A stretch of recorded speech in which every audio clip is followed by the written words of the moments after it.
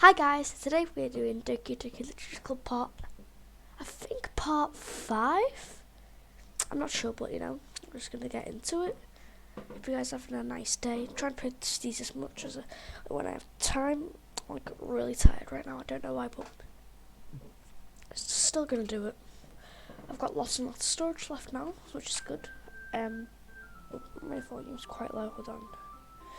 Yeah, because I'm like at the very edge of my storage, it's because of Epic Games Launcher. I didn't use that, so I just wasted that, and I've got loads of free storage. So this will probably be longer. Good news about that. So I need to find some crayons and markers and glue sticks. Ah, I see. Sure, I'll go with you. Yay! Okay, Monica, we'll be back soon. Ah, you go to the market to get the supplies? There's no need to trouble yourself. I'd be happy to go with him. Oh, but I wanted to go. It's so much fun exploring empty classrooms and stuff. Okay. It was just a suggestion. I see if you can find a poster paper too, okay? Okay. Ready, Marco? Yep, let's go. Sayori and I exit the club room. I follow behind as Sayori hums and skips around the hallway. Honestly, it feels like I'm taking a kid to the mall or something. Sayori finds pleasure in the simplest things sometimes. Hey, Sayori? What exactly are we doing for the festival anyway? I'm not sure how to make an event out of literature. Me and Monica have planned it all out. Don't you worry. Is that so? Yep. We're going to do a poetry performance. A performance? Of what kind? Well, everyone is going to take turns on stage and recite their favourite poems. That sounds kind of dull. Marco, you're not thinking about it in the right way at all. It's not just about reading poems, it's about performing them. Like you. Say the lines of the poem like, between my feet, the last remaining flower beckons to me. I twist the stem, freeing it from its clinging roots, cursing the final joyous moment between my fingers. But to what ends have I summoned this joy?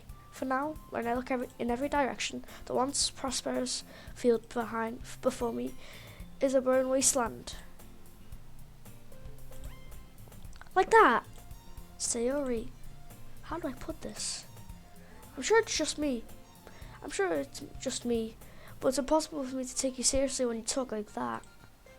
Eh? You meanie. I'm working super hard on this, Okay. I know. I just meant that's pretty unordinary contrast to your cute self. Don't say that, it's embarrassing. But I guess that means I'm doing a good job. Yeah, I guess so. I'm so excited. The festival is going to be so much fun. Sayori spins herself around in the hallway again. Hey, Marco, this classroom over here is empty. Let's begin the mission. The mission, eh? It's been a long time since I spent time with Sayori like this. But in the end, she hasn't changed one bit. There's nothing but a ball of sunshine, drawing happy vibes from the world around her. It's a pretty nostalgic feeling for me.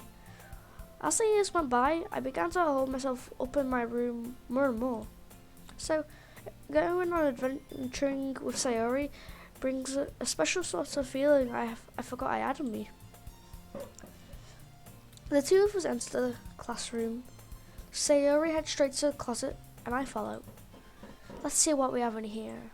Crayons! Sayori pulls a box full of crayons on the shelf. They are the best brand too. They're kind of dirty though. Sayori starts pulling the various crayons out of the box, reading the colour names. Alright, that's one down. Don't get distracted. We still need to find... Wait, I'm looking for my favourite colour. Fine. Then at least move aside so I can look for the poster paper. I dropped one by accident. Damn. Yeah! Sayori bends over and smacks her forehead right into the shelf. She falls on the floor and the crayons spill all over her lap. Ow. You okay? My forehead. Sayori clutches her forehead. Jeez, Sayori. That's just like you, isn't it? Come on, let me see. Since Sayori is sitting on the floor, I grab her by the waist and pull her out of the closet. You have to move your hand, Sayori. But it hurts. Just do it for a second. Sayori slowly releases her hands from her forehead. I gently brush her bangs to the side. Ow. Sorry. There's a huge red mark in the center of her forehead. A bumper starts to form as well. Man, that's gonna swell up. I should find you some ice. Marco, where would I even find ice around this time? I guess a cold drink would do. You don't have to. I'm fine of looking like a unicorn. Even wincing from the pain, Sayori still makes a silly joke. What are you saying? I'll be right back, okay? Okay. I pat Sayori on the shoulder and run out into the hallway. I locate the nearest vending machine. What should I get? It doesn't really matter since it'll be used in an ice pack rather than to drink. But I know Sayori likes apple juice, so I purchase that one. Just a moment. I'm already returning to the classroom where I left Sayori. She has one palm on her forehead and is using the other hand to clumsily scoop crayons back into the box. At least they were already in the wrong spots before I spilled them. Sayori, here. I hand Sayori the bottle of apple juice. Is that even a bottle?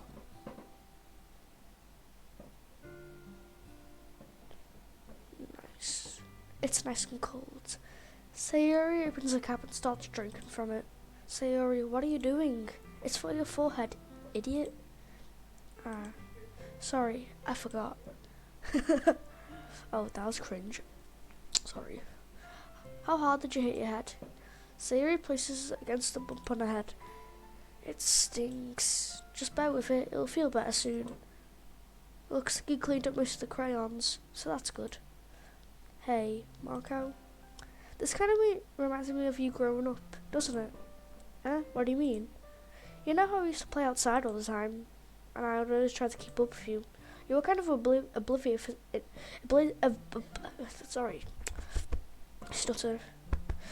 Oblivious in some ways. Like, I usually fell behind or had trouble climbing on the things you did. But sometimes when I tried to do things I wouldn't get myself hurt. Oh, sorry, I would. I'd fall and scrape myself or get a bump, and I would just start crying really hard. And you would rush over as quick as you could. You would really try hard to get me to stop crying. It was almost like you blamed yourself and you were afraid of getting in trouble if someone found out. Even though it really wasn't your fault, you know? Did I really do that? Yeah. You don't remember? Come on, think of it. Maybe I do remember a bit. I guess I was always so focused on my games I didn't pay enough attention to you. So in a way, it was my fault. Kind of like this time too. If I wasn't rushing you out of the closet, you probably wouldn't have hit your head. Marco, I don't think you realize, but you're always thinking about other people.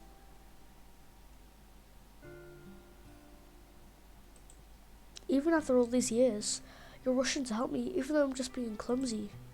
You really are a sweetheart. Don't call me that. And I don't really do this kind of thing all the time. I guess when it comes up to you, it just feels natural. Before I even know it, I'm treating you like that. I guess that's what happens when you've been friends for so long. Really? Maybe you're right. Marco? I'm so glad that nothing's changed between us. Do you really think it'll be like this forever? Forever? If I'm honest with myself, there's no telling where we'll end up for college, or after that. So, it wouldn't be fair for me to make any promises. But, well, I hope so. It's been this long already, right? I can't imagine you ever changing, so my hopes are up. I'm so happy. Sayori has a whimsical expression in her eyes. We remain silent for a moment. She is so silly and clumsy. On the outside, when I see her deep in thought like this, it makes me want to not disturb her. I guess we should go back. I don't want to worry Monica, you know? Good luck with that. She's going to see your forehead either way. not if I hide it under my bangs. Sayori hops to her feet. She clutches her forehead again. Don't stand up so fast after hurting yourself. Well, I guess it's too late now. Anyway, let's go. I follow Sayori out of the classroom. Sayori plays with her bangs to try and hide the bump, but without much success. In a moment, we make it back to the club room. Ah, you're back. Good timing. I was just about ready to start sharing with our poems. Sayori, your forehead. She's fine, don't worry about. I was putting the crayons and smacked my forehead into the shelf. Well, anyway, were you able to find everything that we needed? I have it right. Sayori frantically glances around herself. I forgot all the stuff. Calm down, Sayori. I have it all right here. I found my poster paper too. Haha. Sounds like you ended up doing all the work, Marco. Ah, well, Sayori, I failed to come up with an excuse for Sayori. I made it an adventure. Yeah, that. Okay. In any case, good work. I'll start working on the posters tonight. Me too. Okay, everyone. I'm running out of breath right now. Are you ready to share your poems? I guess I should grab mine. After making sure the crayon box is closed tightly, I return to my seat. Okay, I think I need to read slower. I feel like I'm running out of breath. Who should I show my poem to first? Well, I don't really remember who I wrote this poem for, so we're going to have to go random, but let's see. Who haven't we not done first? We've done Sayori. I think we've done you first, actually. Let's go with Natsuki. I think the poem was for her anyway. Well, it's not really any worse than your last one, but I can't really say it's any better either. Phew. Huh? Phew what? Well, anything that is in the train wreck, I'll take as a win. And I get the feeling that you're probably the most critical. Hey, what makes you... Wait, maybe that was a compliment? Haha, glad to see someone recognizes my experience. Well then, keep practicing and maybe you'll be as good as me someday. That's, something tells me that Natsuki completely missed the point.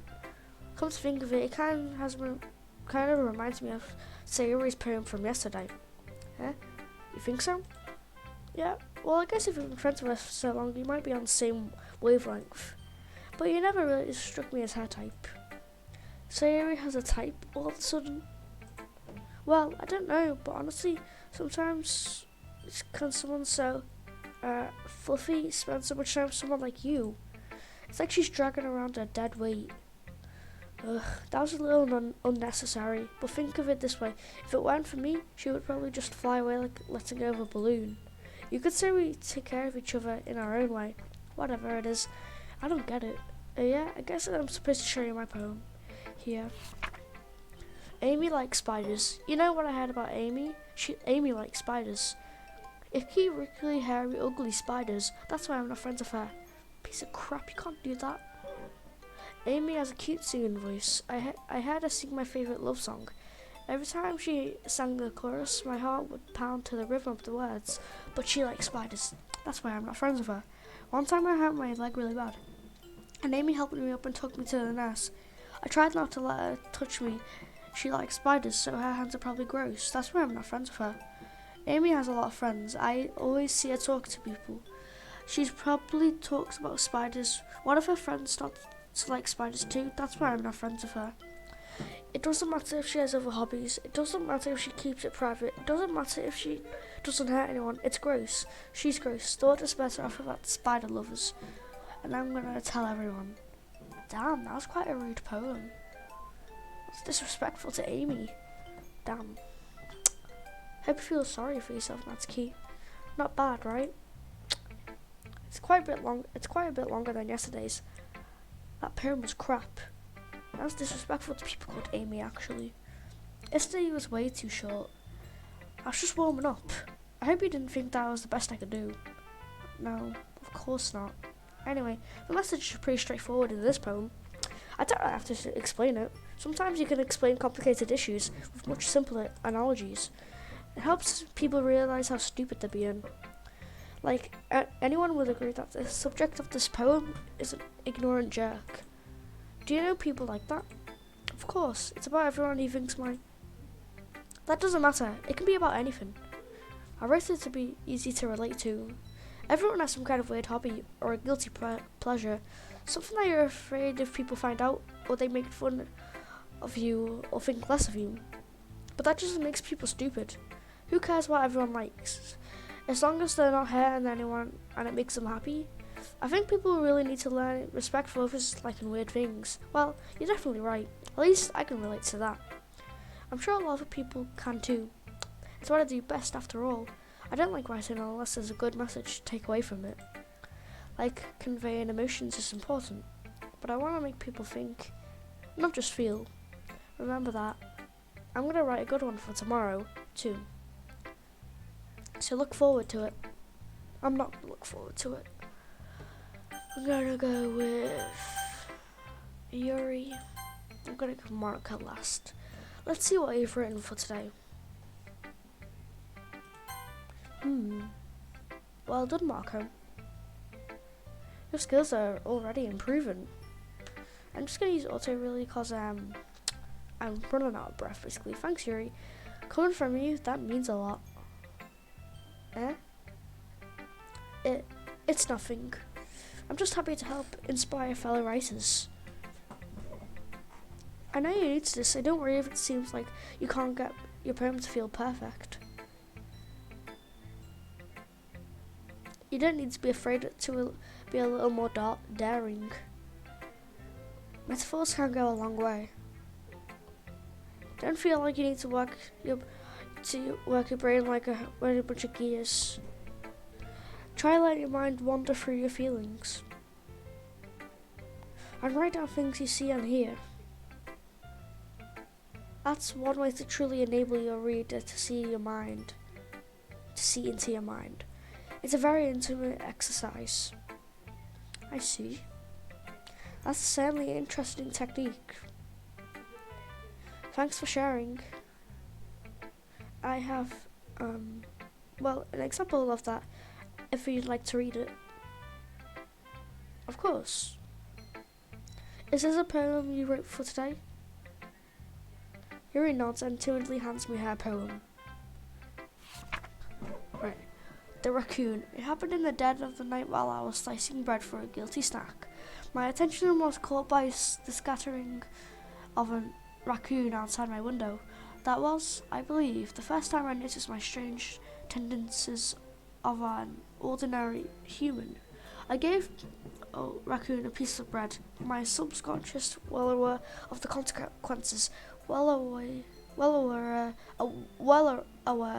that a raccoon that is fed will always come back for more. The enticing beauty of my cutting knife was the symptom. The bread, my hungry something, I don't know what that is. The raccoon, an urge. Okay, that's okay, I was just gonna skip that poem. That's a bit long. It was a little more daring with this one than yesterday's. I can see that. It's a lot more metaphorical. I don't know if it's my fault, but I can't begin to imagine what this poem is about. That's right. It's a bit closer to my preferred writing style. Using the poem as a canvas to protect the vivid imagery and conveying emotions through them.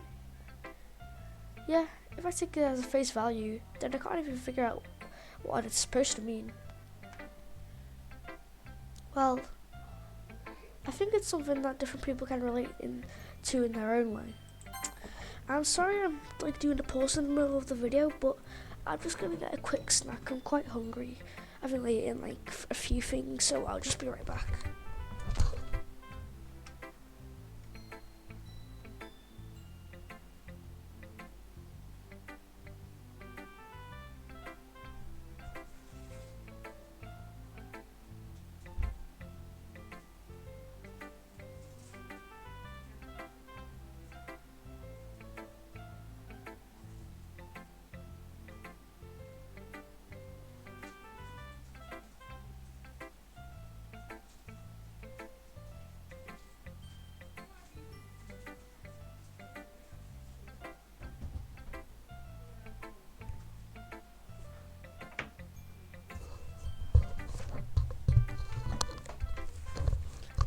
Okay, I'm back.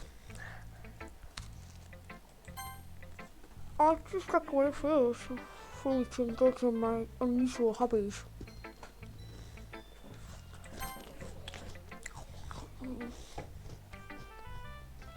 It's those sorts of things I'm usually forced to keep to myself.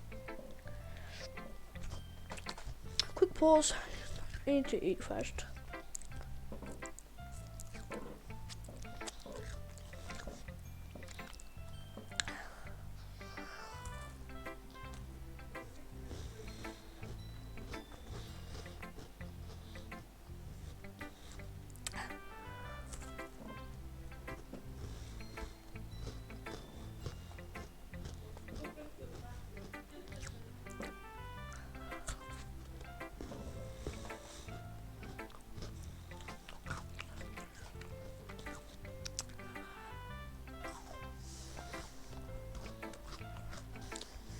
Okay.